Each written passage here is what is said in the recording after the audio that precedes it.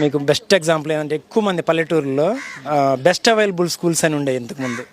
Best available స్కూల్స్లో మా brother వాళ్ళ అబ్బాయికి సీట్ వచ్చింది 2016లోను 17లోను. రెండచింతల సెంట్ ఆన్స్లో జాయిన్ చేసాం. మాకు సంబంధం లేకుండా వాళ్ళు కంప్లీట్గా స్కూల్ యూనిఫామ్తో సహా వచ్చేది, చదువుకొని ఇయర్ అయిపోయినాక వచ్చేవాడు ఇంటికి.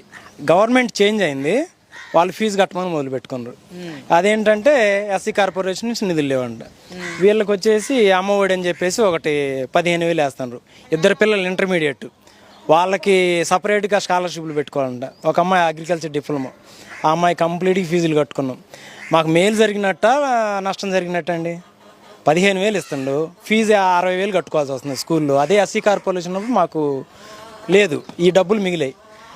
చాలా నష్టమైన ఆర్థికంగా. చదువుకోవాలంటే ఊర్లో ఎలిమెంటరీ స్కూల్లో చదువుకునే తల్లి వరకు బాగుంటుందండి, కానీ పై చదువులు చదువుకోవాలనుకునే వాళ్ళకి చాలా నష్టం ఇది ఈ స్కీములు.